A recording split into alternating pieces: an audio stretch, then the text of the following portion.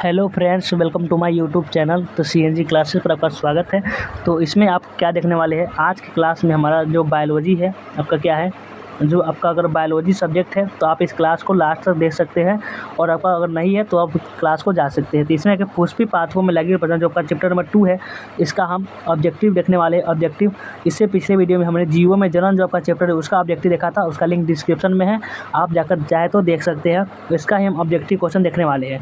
तो अभी तक आप अगर वीडियो को क्या किए हैं, वीडियो को आपको लाइक नहीं किया है तो वीडियो को लाइक कर लीजिए। वीडियो को लाइक करके अपने फ्रेंड के साथ एक बार वीडियो को शेयर कर लीजिए, और अभी तक चैनल को सब्सक्राइब नहीं किए होंगे तो सब्सक्राइब कर लीजिए। और अगर आप न्यू स्टूडेंट हैं और व्हाट्सएप ग्रुप ज्वाइन नहीं किए हैं तो डिस्क्रिप्शन में लिंक होगा, आप वहाँ से आकर भी ज्वाइन कर सकते हैं। तो चलिए हम ऑब्जेक्टिव प्रश्न को देखना स्टार्ट करते हैं। ऑब्जेक्टिव क्वेश्चन देखते हैं कि वायु परागण किसमें नहीं होता है। क्वेश्चन क्या है कि वायु परागण होता है किसमें नहीं होता है। परागण कितने प्रकार के होते हैं, परागण 3-4 प्रकार के होते हैं। जल परागण होता है, वायु परागण होता है, बहुत सारे प्रकार परागण होते हैं। इसमें है कि वायु परागण किसमें नहीं होता है। तो ए में दिया हुआ है घास, बी में दिया हुआ है मक्का, सी में दिया हुआ गेहूँ और डी में है सैल्विया। वायु परागण किसमें नहीं होता है, तो नहीं होता है तो आपका सैल्विया में हो जाएगा। वायु परागण नहीं होता है, यानी ऑप्शन नंबर डी हो जाएगा 1 नंबर क्वेश्चन का आंसर, राइट आंसर। तो चलिए अगला प्रश्न चलते हैं। अगला आप देखिए यहाँ पे भी दिया हुआ है, ऑप्शन नंबर डी ही दिया हुआ है। और अगला प्रश्न 2 नंबर में है। 2 नंबर प्रश्न है, निम्नलिखित में कौन जलीय जंगली घास है। क्या प्रश्न है कि निम्नलिखित में कौन है जलीय जंगली घास। ए में है ट्रापड़ा, बी में कि हाइड्रीला, सी में है कि जलकुंभी और डी में है कि इनमें से कोई नहीं। निम्नलिखित में कौन जलीय जंगली घास है, एक इसका कमेंट में आंसर दीजिए आप लोग कि निम्नलिखित में से कौन जलीय जंगली घास है।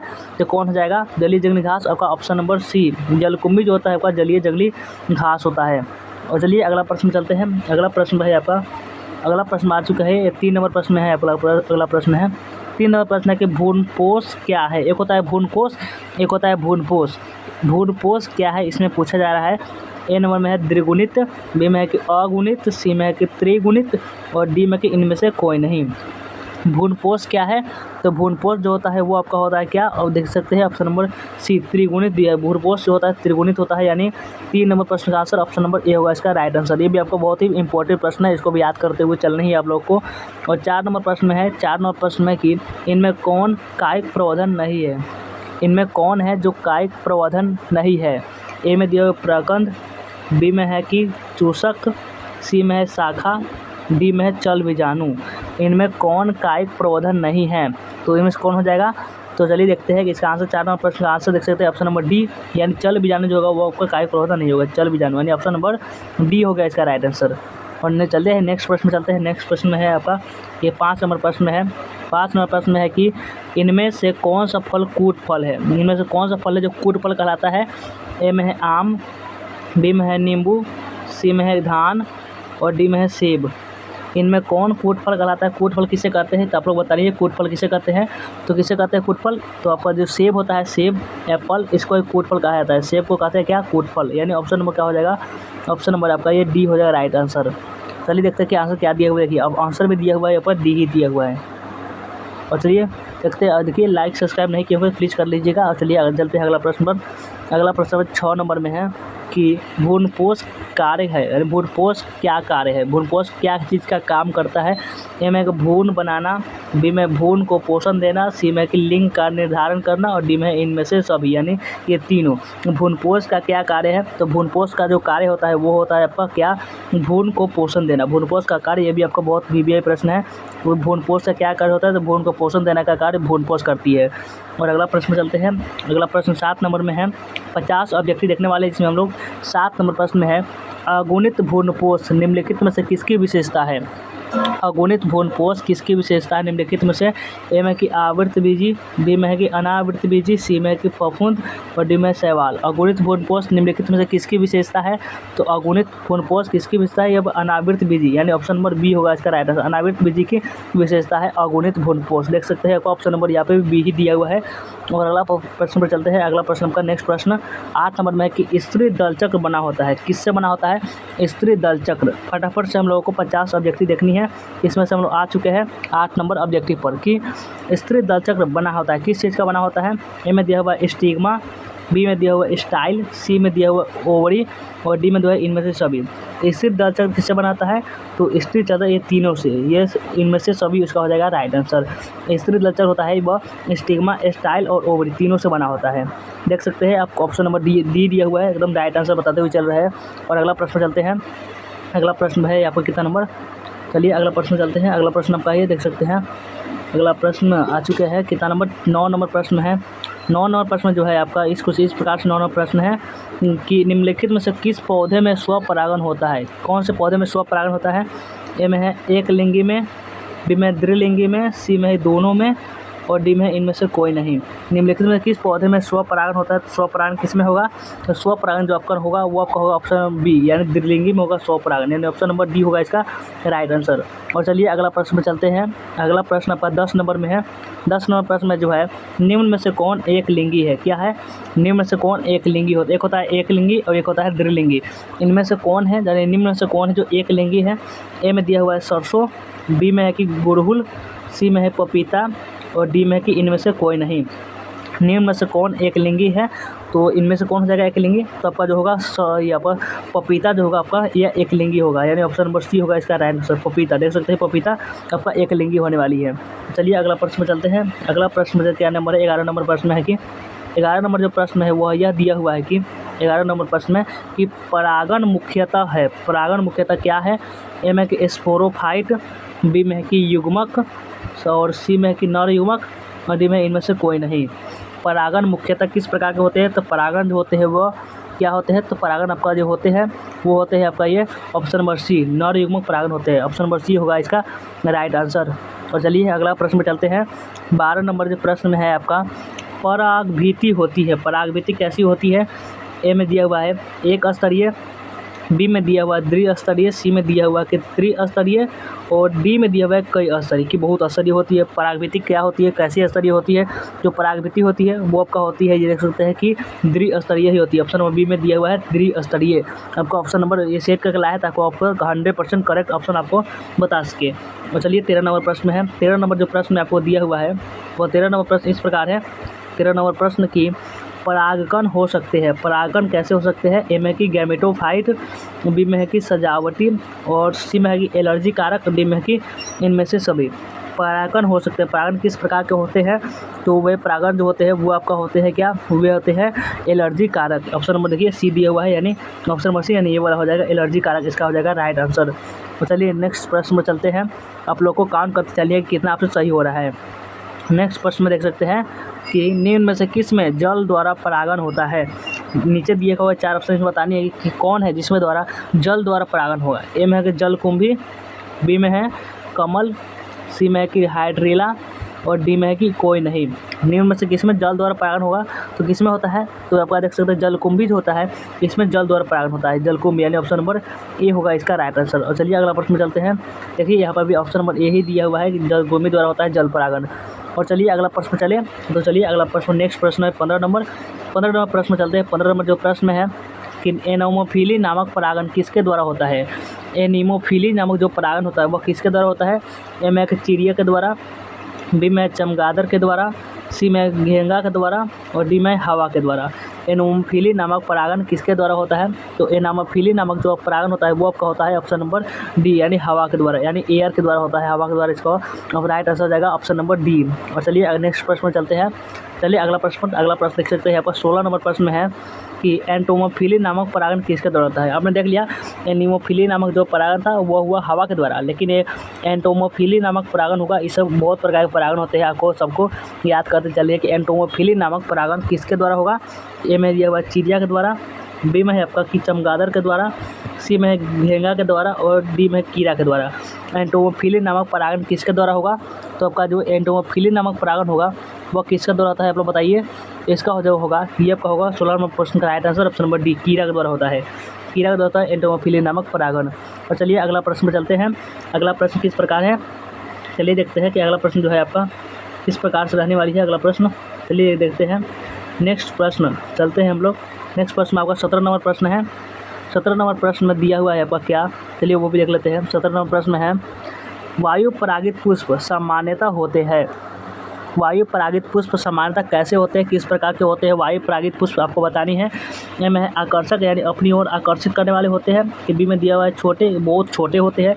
सी में दिया हुआ है रंगहीन और डी में हुआ बी और सी दोनों। वायु परागित पुष्प सामान्यतः होते हैं। वायु परागित जो पुष्प होते हैं वे कैसे होते हैं, तो वो आपके होते हैं क्या, ऑप्शन नंबर ये डी हो जाएगा, बी और सी दोनों, यानी आकर्षक भी होते हैं और रंगहीन भी होते हैं। और नेक्स्ट पर देखिए आपका ऑप्शन नंबर यहाँ पे भी डी ही दिया हुआ है, इसे यहाँ सेट कर दिया हुआ है ताकि वो 100% राइट आंसर बता सके।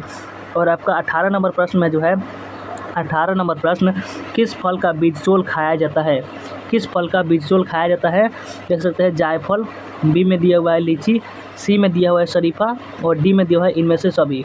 किस फल का हम लोग बीजचोल खा सकते हैं, तो बीजचोल हम किसको खाते हैं, तो हम लोग लीची का जो होता है बीजचोल खाते हैं, जायफल का भी खाते हैं, शरीफा का भी खाते हैं, यानी आपका कुल मिलाकर इन सभी में इनमें से सभी का हम क्या खाते हैं, बीजचोल खाते हैं, यानी ऑप्शन नंबर 18 नंबर प्रश्न का ऑप्शन नंबर आपका डी हो गया। तो चलिए अगला प्रश्न चले, तो चलिए हम चलते हैं नेक्स्ट प्रश्न पर। देखिए यहाँ पर बी ही दिया हुआ था।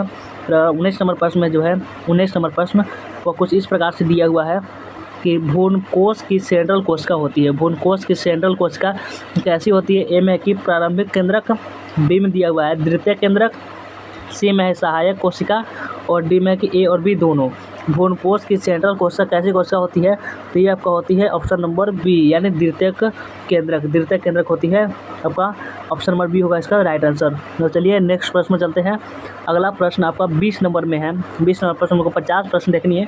20 नंबर प्रश्न आ चुके हैं। पादपों में एम्फीबियन किससे संबंधित है, पादपों में एम्फीबियन है किससे संबंधित है, किससे तो आस्था रखती है। ए में दिया हुआ है शैवाल, बी में दिया हुआ है कि ब्रायोफाइटस और सी में दिया हुआ है कवक और डी में दिया हुआ है टेरिडोफाइटस। पादपों में एम्फीबियन किससे संबंधित है, तो पादपों में एम्फीबियन जो होता है वो आपका किससे संबंधित होता है, वो आपका संबंधित होता है ये ऑप्शन नंबर बी, यानी ब्रायोफाइटस से एम्फीबियन संबंधित होता है। ऑप्शन नंबर बी होगा इसका राइट आंसर। और चलिए नेक्स्ट प्रश्न में चलते हैं। अगला प्रश्न है आपका किस नंबर का, 21 नंबर प्रश्न है। 21 नंबर प्रश्न में यह दिया हुआ है कि चलिए देखते हैं। 21 नंबर प्रश्न में है कि कमल में परागन होता है, कमल में कैसा परागन होता है। ए में होता है जल द्वारा, बी में है कि वायु द्वारा, सी में है कि कीट द्वारा और डी में इनमें से सभी के द्वारा। तो कमल में परागन कैसा होता है, किस प्रकार का कमल में परागन होगा। बहुत से स्टूडेंट होगा तो सोच रहे होंगे जल द्वारा परागन होता है, लेकिन इसमें जो होता है कमल में परागन होता है तो पास बिल्कुल भी सही आंसर, यानी जल द्वारा ही होता है। आपका ऑप्शन नंबर ए ही हो जाएगा इसका राइट आंसर। और चलिए अगला प्रश्न चलते हैं। 22 नंबर प्रश्न में है, कितना नंबर 22 नंबर प्रश्न है कि दृढ़ निषेचन की खोज किसने की थी। आप लोगों को बतानी है कि दृढ़ निषेचन की खोज किसने की थी, कौन से वैज्ञानिक ने की थी। ए में कि स्टार्सबर्गर ने, बी में कि नोआस्टिन ने, सी में है रॉबर्ट हुक ने और डी में है फंक ने। दृढ़ निषेचन की खोज किसने की थी, बताइए आप लोग जल्दी जल्दी। दृढ़ निषेचन की जो खोज की थी वो आपका की थी ये नोआस्टिन ने। यानी ऑप्शन नंबर बी होगा इसका राइट है। नोआस्टिन ने क्या की थी, दृढ़ निषेचन की खोज की थी। और चलिए फटाफट से हम लोगों को 50 प्रश्न देखनी है, इसलिए हम जल्दी जल्दी देख रहे हैं। और आपका कितना नंबर प्रश्न आ गया, ये आपका 23 नंबर प्रश्न में आ चुका है। 23 नंबर प्रश्न में क्या दिया हुआ है, चलिए ये भी देख लेते हैं। इसमें कि बीजांड विकसित होकर क्या बनता है, बीजांड जो विकसित होकर बीजांड आगे बढ़कर क्या चीज़ का निर्माण करता है। ए में फल यानी फ्रूट्स का, बी में कि फूल यानी फ्लावर का, सी में बीज का या डी में बीज पत्र का। बीजांड विकसित होकर क्या बनाता है, बताइए आप लोग जल्दी कमेंट में ऑप्शन दीजिए। तो ये आपको बनाता है क्या, ये आपको बनाता है ऑप्शन नंबर ए, बीजांड विकसित होकर। आपको ये सिंपल सा क्वेश्चन है, बीजांड विकसित होकर फल बनाता है। बीजांड बहुत आंसर होंगे तो सोच रहे होंगे बीज बनाता है कि नहीं, फल बनाता है। और चलिए अगला प्रश्न चलते हैं। अगला प्रश्न 24 नंबर में है कि इनमें से कौन से जंतु कोशिका में नहीं पाया जाता है, कौन से जंतु है जो कोशिका में नहीं पाया जाता है। ए में दिया हुआ है क्लोरोप्लास्ट, बी में है माइटोकॉन्ड्रिया, सी में है कि राइबोसोम और डी में इनमें से कोई नहीं। इनमें से कौन सा जंतु कोशिका में नहीं पाया जाता है, तो क्या है जो नहीं पाया जाता है। तो 24 नंबर क्वेश्चन का आंसर ऑप्शन नंबर ए होगा, जो क्लोरोप्लास्ट होता है वो नहीं पाया जाता है। और चलिए अगला प्रश्न चलते हैं। अगला प्रश्न आपका है कितना नंबर 25 नंबर प्रश्न में हम लोग आ चुके हैं। 50 प्रश्न देखने वाले हैं, इसमें से 25 नंबर प्रश्न में है कि क्या दिखा हुआ है, देखिए पुष्प में नर जनन संरचना को क्या कहते हैं। बहुत ही आसान प्रश्न है कि पुष्प में नर जनन संरचना को क्या कहते हैं। तो पुष्प में जो नर जनन संरचना होती है उसको हम पुमंग कहते हैं और मादा में जो होता है उसको जयांग कहते हैं। तो ऑप्शन नंबर इसका हो जाएगा पुमंग। ये आपका जयांग नहीं होगा, बृहद पुंज यह सब नहीं होगा, आपका पुमंग यानी ऑप्शन नंबर ए उसका हो जाएगा राइट आंसर। और चलिए अगला प्रश्न चलते हैं। देख सकते हैं यहाँ पे प्रश्न में यही दिया हुआ है। अगला प्रश्न नंबर 26 नंबर में है कि घोंघे द्वारा परागण कहलाता है। घोंघे द्वारा जो परागण होता है वह क्या कहलाता है? ए में दिया हुआ है मेलेकोफिली, बी में दिया हुआ है कि जूफिली, और सी में दिया हुआ है एनीमोफिली, और डी में दिया हुआ है हाइड्रोफिली। घोंघे द्वारा परागण को क्या कहते हैं हम लोग? जो घोंघे द्वारा जो भी परागण होगा घोंघे के द्वारा होगा उसे हम लोग कहते हैं ऑप्शन नंबर ए दिया हुआ है यानी मेलेकोफिली। अब चलिए अगला प्रश्न चलते हैं। अगला प्रश्न हम चलते हैं कि अगला प्रश्न में आपका एक 27 नंबर प्रश्न है। 27 नंबर प्रश्न में जो है इस प्रकार है, इनमें किसका पुष्पासन खाया जाता है? इनमें से किसका पुष्पासन हम लोग खाते हैं? कौन से? इसमें से 4 ऑप्शन दिया हुआ है, इनमें से किसका पुष्पासन खाते हैं? ए में दिया हुआ है शरीफा का, बी में दिया हुआ है सेब का, सी में दिया हुआ नारंगी का, और डी में दिया हुआ है लीची का। किसका खाते हैं पुष्पासन?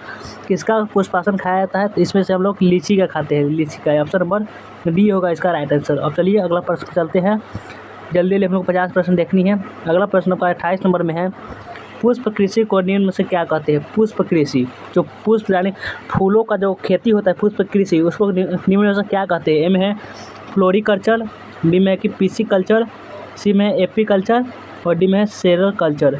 तो पुष्प कृषि को क्या कहते हैं? तो पुष्प कृषि को हम लोग कहते हैं क्या? फ्लोरिकल्चर। आपका इंग्लिश नाम से संबंधित है, फ्लोरिकल्चर कहते हैं। और अगला प्रश्न कितना नंबर है? 29 नंबर प्रश्न है। 29 नंबर प्रश्न, चलिए देखते हैं 29 नंबर जो प्रश्न है कि अनुन्मूल्य परागण क्या है आपका? ये आपका क्वेश्चन में यह दिखा हुआ है कि अनुन्मूल्य परागण करने वाले पौधों में निश्चित रूप से होता है। क्या होता है? अनुन्मूल्य परागण करने वाले पौधों में निश्चित रूप से क्या होते हैं? ए में है स्वपरागण, बी में है परपरागण, सी में है बोथ यानी दोनों, और डी में है इनमें से कोई नहीं। अनुन्मूल्य परागण करने वाले पौधों में निश्चित रूप से क्या पाया जाता है? तो इसमें अनुन्मूल्य परागण में निश्चित रूप से क्या पाया जाता है? इसमें पाया जाता है आपका ऑप्शन नंबर ए यानी स्वपरागण। ओनली स्वपरागण होता है इसमें पाया जाता है। तो चलिए नेक्स्ट प्रश्न में चलते हैं। 30 नंबर प्रश्न है। 30 नंबर प्रश्न में एनाट्रोपस बीजांड होता है। क्या दिया हुआ है इसमें देखिए, एनाट्रोपस बीजांड होता है। किस में होता है एनाट्रोपस बीजांड? ए में है यानी सीधा होता है। एनाट्रोपस बीजांड कैसा होता है यह पूछा जा रहा है। तो एक में सीधा होता है, बी में होता है उल्टा, सी में टेढ़ा, और डी में इनमें से कोई नहीं। एनाट्रोपस बीजांड होता है, एनाट्रोपस जो भी बीजांड होता है वो आपका उल्टा ही होता है, सीधा नहीं हो सकता, यानी ऑप्शन नंबर बी होगा इसका राइट आंसर। तो चलिए नेक्स्ट प्रश्न चलते हैं। नेक्स्ट प्रश्न आपका कितना नंबर है? आपका प्रश्न आ चुका है या 31 नंबर प्रश्न। 31 नंबर प्रश्न में जो लिखा हुआ है वह इस प्रकार है कि इनमें से कौन सा पौधा, क्या दिया हुआ है चलिए देखते हैं इसको। ये बहुत ही इंपॉर्टेंट प्रश्न है कि इनमें कौन सा पौधा जलोद्भिद है, यानी जलों में पाया जाने वाला। इनमें से कौन सा पौधा जो जलोद्भिद है? एक में सिंघाड़ा, बी में नागफनी, सी में शीशम, और डी में एकेसिया। इनमें से कौन सा पौधा जलोद्भिद है? जो भी पौधा इसमें जलोद्भिद होगा वो होगा आपका ऑप्शन नंबर ए, यानी सिंघाड़ा जो होता है जलोद्भिद जल में पाया जाता है, यानी ऑप्शन नंबर ए होगा इसका राइट आंसर। और नेक्स्ट प्रश्न आपका 32 नंबर में है कि निम्न में से असत्य फल किससे बनता है?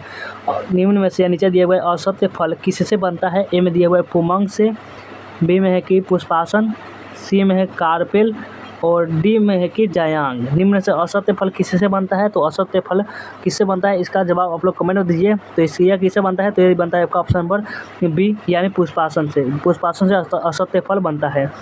और चलिए अगला प्रश्न चलते हैं। अगला प्रश्न है वह 33 नंबर प्रश्न है। 33 नंबर प्रश्न है किस प्रकार चलिए देखते हैं। 33 नंबर प्रश्न है कि वैलिनेशिया में किस प्रकार का परागण होता है? वैलिनेरिया में किस प्रकार का परागण होता है? ए में दिया हुआ है जल परागण, बी में दिया हुआ है कि वायु परागण, और यहाँ पर सी में दिया हुआ है कीट परागण, और डी में दिया हुआ है कि पक्षी परागण।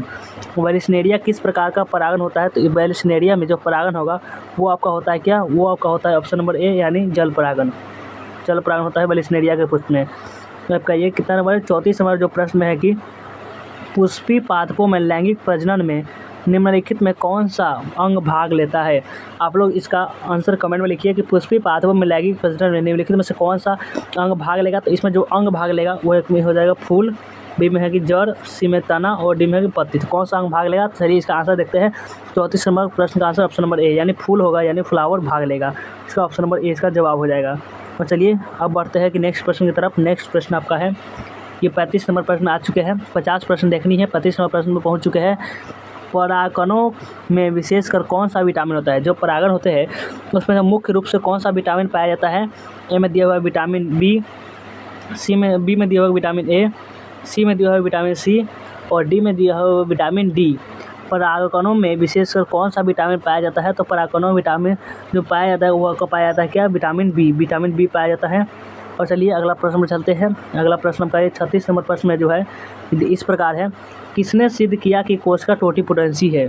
ये सवाल बहुत ही वीवीआई प्रश्न है, यानी इंपॉर्टेंट प्रश्न है, इसको आप याद कर लीजिएगा। किसने सिद्ध किया कि कोशिका टोटीपोटेंसी है? एक में है कि व्हाइट ने, बी में है कि फंक ने, सी में है मिलर ने और डी में है कि स्टीवार्ड ने। किसने सिद्ध किया कि कोशिका टोटीपोटेंसी है? तो ये स्टीवार्ड यानी स्टीवार्ड वैज्ञानिक थे, वही सिद्ध किए थे, यानी ऑप्शन नंबर डी होगा इसका राइट आंसर। अब चलिए अगला प्रश्न में चलते हैं। अगला प्रश्न है आपका ये 37 नंबर प्रश्न में है कि 37 नंबर प्रश्न, चलिए देखते हैं किसमें क्या लिखा हुआ है। 37 नंबर प्रश्न में इस प्रकार दिया हुआ है कि प्रत्येक पादप कोशिका से पूर्ण पौधा बन सकता है, इस गुण को क्या कहते हैं?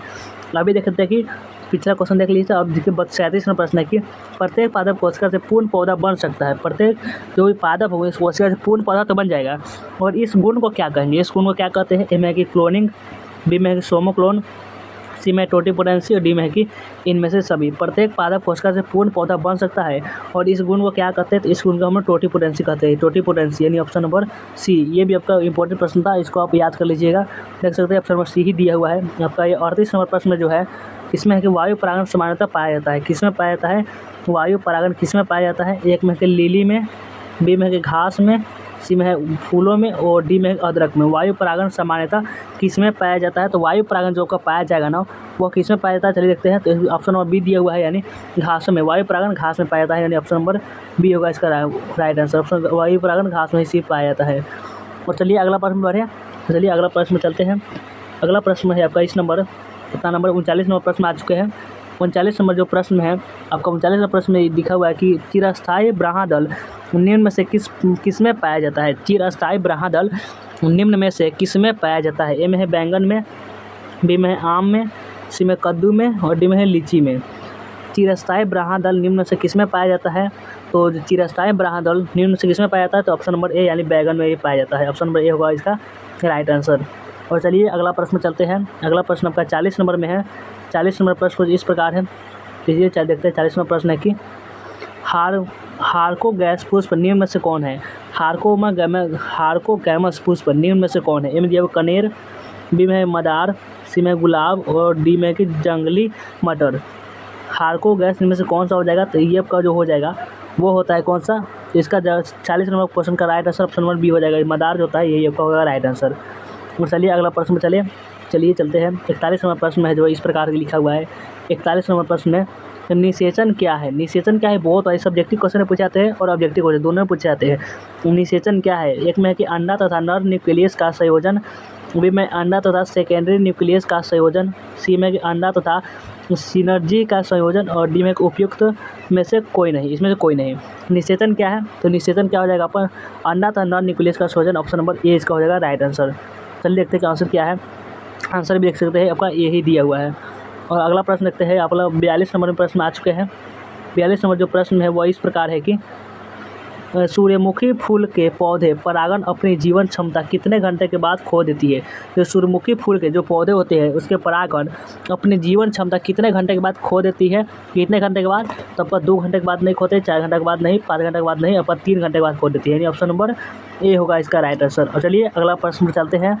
नेक्स्ट प्रश्न आपका है कितना नंबर? चलिए देखते हैं। 43 नंबर प्रश्न आ चुके हैं। 43 नंबर जो प्रश्न है वही इस प्रकार है कि 43 नंबर प्रश्न में कि अलग अलग समय पर नर तथा मादा जननांगों की परिपक्वता क्या कहलाती है? अलग अलग समय पर नर तथा मादा जननांगों की जो परिपक्वता होती है वह क्या कहलाती है? ए में कि हकोगैमी, बी में कि डाइकोगैमी, सी में कि पॉलीगैमी और डी में इनमें से कोई नहीं। क्या कहलाती है? अलग अलग समय पर तथा मादा जननांगों जो परिपक्वता कहलाती है वो क्या कहलाती है? तो वो आपका कहलाती है 43 नंबर क्वेश्चन का आंसर ऑप्शन नंबर बी यानी डाइकोगैमी कहलाती है, डाइकोगैमी। अब चलिए अगला प्रश्न में चलते हैं। 44 नंबर प्रश्न है। हम लोग को 50 प्रश्न देखनी है, अब खत्म ही होने वाली है। और चलिए इसमें क्या है? समकालपक्वता निम्न में से किसमें होता है? समकालपक्वता निम्न में से किसमें होता है? जवाब दीजिए। ए में है कि गुलाबोस में, बी में कि अकवन में, सी में है खट्टी बट्टी में और डी में फर्न में। समकाल इसका पूरा वीवीआई प्रश्न आपको सिलेक्ट करके लाया हुआ है कि समकालपक्वता निम्न में से किसमें पाया जाता है? तो इसमें यह किसमें पाया जाएगा? तो 44 नंबर क्वेश्चन का आंसर आपका हो जाएगा क्या? इसका आपका जवाब हो जाएगा किसमें? तो ये पाया जाता है फर्न में, यानी ऑप्शन नंबर डी। अब फर्न में पाया जाता है क्या? समकालपक्वता। अब चलिए अगला प्रश्न आपका 45 नंबर जो प्रश्न है, 45 नंबर प्रश्न देखते हैं। 45 नंबर प्रश्न है कि सत्य फल का निर्माण किससे होता है? सत्य फल का निर्माण किससे होता है? ए में है कि क्या? ए में आपका दिया हुआ है अंडाशय से, ए में क्या है, ए में है अंडाशय से, बी में है कि पेटल से, और सी में पुंकेसर से, और डी में बीजांड से। सत्य फल का निर्माण किससे होता है? तो आपका सत्य फल का निर्माण अंडाशय से होता है, यानी ऑप्शन नंबर ए। तो चलिए देखते हैं कि आंसर कितना दिया हुआ है। आंसर नंबर भी देखिए ए ही दिया हुआ है। और 46 नंबर जो प्रश्न है, 46 नंबर प्रश्न है, ऑर्निथोफेली पर परागण किसके द्वारा होता है? ऑर्निथोफिली पर परागण किसके द्वारा होता है? ए में मनुष्यों के द्वारा, ए में पवन के द्वारा, सी में पक्षियों के द्वारा, और डी में जंगली मटर के द्वारा। ऑर्निथोफिली में परागण किसके द्वारा होगा? तो ऑर्निथोफिली में जो परागण होगा वो आपका होगा किसके द्वारा? तो वो आपका होगा किसके द्वारा? ये आपका पक्षियों के द्वारा होगा, यानी ऑप्शन नंबर सी का हो जाएगा राइट आंसर। और चलिए अगला प्रश्न में चलते हैं। अगला प्रश्न है आपका 47 नंबर जो प्रश्न है इस प्रकार से है कुछ कि एक प्रारूपी पुष्प में प्रायः कितने प्रकार के पुष्प पत्र होते हैं? एक प्रारूपी पुष्प में प्रायः कितने प्रकार के पुष्प पत्र होते हैं? ए में है कि 4, बी में दिया हुआ है कि 3, और सी में दिया है 2, और डी में दिया है 1। एक प्रारूपी पुष्प में प्राय कितने प्रकार के पुष्पपत्र पाए जाते हैं? तो पुष्पपत्र जो होगा वो कितने प्रकार के पाया जाता है? ऑप्शन नंबर ए, यानी 4 प्रकार के पुष्पपत्र पाया जाता है, 4 प्रकार के पुष्पपत्र पाया जाता है, यानी ऑप्शन नंबर ए दिया हुआ है। ऑप्शन नंबर ए का हो जाएगा राइट आंसर। और चलिए अगला प्रश्न में चलते हैं। नेक्स्ट प्रश्न आपका 48 नंबर जो प्रश्न में दिया हुआ है इस प्रकार है। 48 नंबर प्रश्न में कि एक बीज पत्र में प्रबंध लगाना अधिकांश असंभव है क्योंकि इसमें अभाव किसका इसमें अभाव होता है? एक बीज पत्र में प्रबंध लगाना अधिकांश असंभव है क्योंकि इसमें अभाव होता है क्या चीज़ का? एक में कि कैबियम का, बी में ग्राउंड उत्तकों द्वारा, और सी में कि संवहन बंडल का, और डी में कि पेरेन्काइम कोशिका का। एक बीज पत्र में प्रबंध लगाना अधिकांश असंभव है क्योंकि इसमें अभाव इसका अभाव होता है, इसमें आपका कैबियम का अभाव होता है, यानी ऑप्शन नंबर ए होगा इसका राइट आंसर। और चलिए अगला प्रश्न में चलते हैं। अगला प्रश्न आपका लास्ट नंबर ही प्रश्न है, आपका देख सकते हैं लास्ट नंबर कितना प्रश्न है। चलिए आपका ये प्रश्न दिया हुआ है आपका ये 49 नंबर प्रश्न आ चुके हैं। 49 नंबर प्रश्न में यह है आपका, चलिए इसको भी हम सॉल्व कर लेते हैं कि पराग नलिका का बीजांड द्वार से बीजांडकाय में प्रवेश करना क्या कहलाता है? पराग नलिका का बीजांड द्वार से बीजांडकाय में प्रवेश करना क्या कहलाता है? एक में कि पोरोगेमी, बी में है जीनोगेमी, सी में है मीजोगेमी, और डी में है डाइकोगेमी। तो पराग नलिका का बीजांड द्वार से बीजांडकाय में प्रवेश कराना उसका पोरोगेमी कहलाता है, पोरोगेमी, यानी ऑप्शन नंबर ए होगा इसका राइट आंसर। और चलिए नेक्स्ट प्रश्न, अगला प्रश्न क्या है? अगला प्रश्न आपका देख सकते हैं 50 नंबर प्रश्न हम लोग आ ही चुके हैं। 50 नंबर प्रश्न है बीचोल का निर्माण कैसे होता है? बीचोल का निर्माण कैसे होता है? बहुत ही इंपॉर्टेंट प्रश्न है।